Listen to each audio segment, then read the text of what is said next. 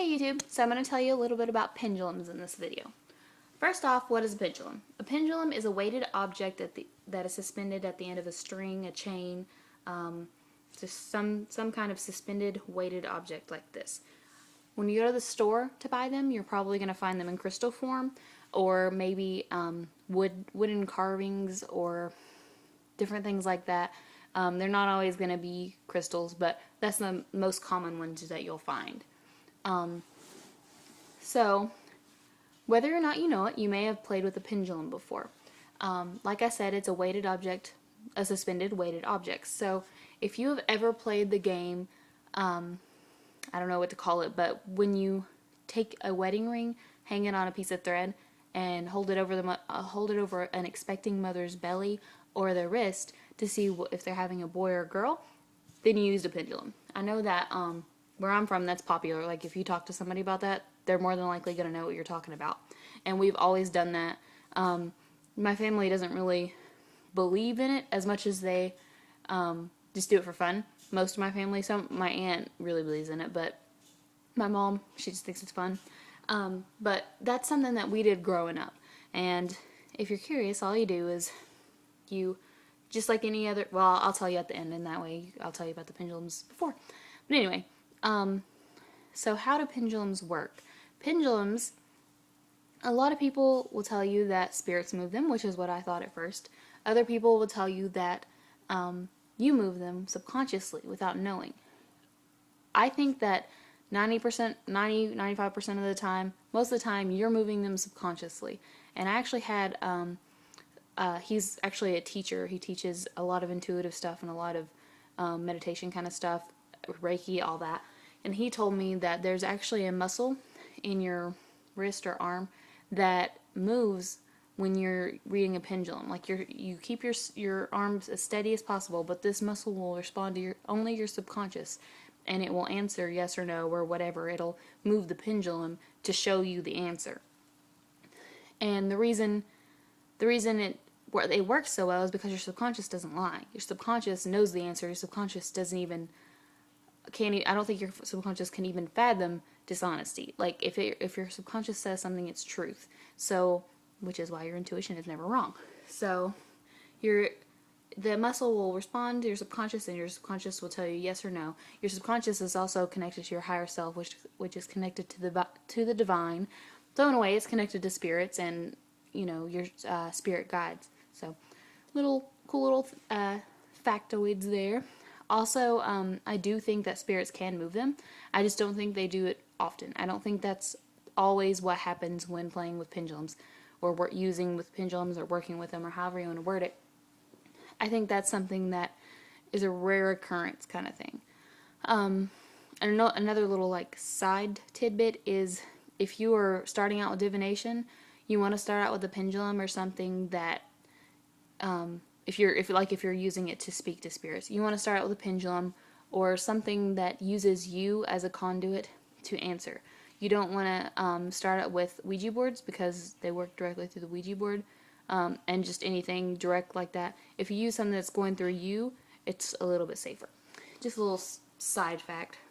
Okay, so anyway, when using a pendulum, what I usually do, I ask it to show me yes, and I ask it to show me no, and then I'll ask it if it'll work for me.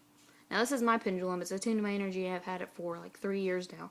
So it works with me. It works with me. If I feel like I need to ask that, I will, but I know it's going to work with me 9 times out of 10. If I pick up a pendulum at a store, like if I'm going shopping, or if I pick up one of my friends or something, I always ask, will you work for me? And that's effectively asking, are my energies aligned with your energies? Are these crystals vibing with me? Is there anything about this pendulum that is dissonant with me that's going to cause my answers to be unclear? That's pretty much what you're asking. So you ask it to do that, and then you go on and ask whatever questions you want. You can also get the pendulum boards or cloths, or you can even draw your own and show like 12 o'clock and 6 o'clock, if you put it that way. Top and bottom can be yes, and then 3 and 9, or left and right can be no, and then you can have a diagonal line that's maybe, and another diagonal line that's something else, or asking later or something. You can also like draw a map of your house or whatever, and ask where you lost your car keys, and it'll show you your car keys. And the best way to do that is like draw a map of your house or the room you know you lost it in, and go smaller and smaller areas until you figure it out. You can do that. I mean, it's almost endless what you can do with that. Just whatever you can imagine to put on a piece of paper and use your pendulum for, you can probably do it. Because again, it's working through your subconscious, so you can get an answer out of it as long as the board makes sense and as long as you can read it, you can use it. So that's a cool little thing. So about the pregnancy game, the What Am I Having game. Normally it's an old wives' tale or whatever, which if you've noticed, a lot of old wives' tales come from pagan folklore.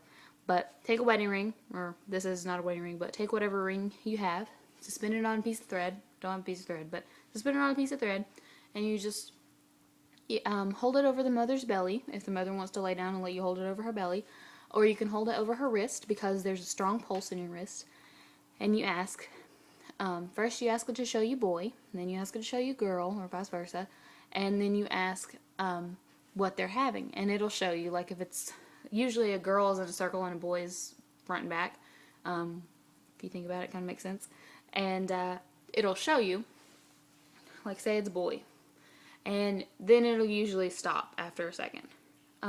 If it stops and then without asking anything else it starts going again, then it could mean she's having twins, or especially if it starts one way and goes in another way, it could be twins. So cool little thing to do. You can try that if you know anyone who's pregnant and they'll let you do that.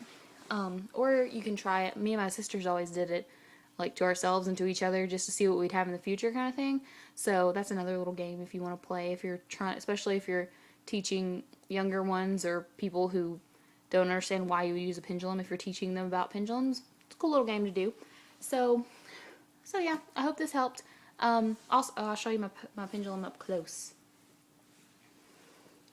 This, the woman I bought this from said it was smoky quartz. I really don't think it is. It has a clear point at the end that you can see. I don't know if you'll see it on the camera, but it goes like a brownish color and then it goes clear. So that part right there looks smoky quartz, but the rest of it doesn't. And then that part right there is smoky, kinda. A lot less, but kind of. But other than that, it is pitch black. I mean, I'm sure it'll look pitch black on the camera, but it is pitch black except for those two little places. And I just love this stone, but I have no idea what it is. So if you know, please tell me. Comment and let me know. And this is blue lace agate. It's not as blue as it used to be. It used to be like a really pale sky blue, like when the sky's cloudy and you have that really pale, creamy looking blue. That's what it looked like. It was really, really pretty. And I really love that it's flat because I like holding my pendulums like this. A lot of them are rounded and they don't really lend themselves to do that for me. But that's how I love holding it. So I love that. A lot of people hold them like this. So, you know, I don't have to worry about holding it like that and it being awkward because I don't really hold it like that. So yeah, well, I hope you enjoyed my little video. Let me know what you think, and if you know what that stone is, please let me know. So, have fun with your pendulums. Blessed be.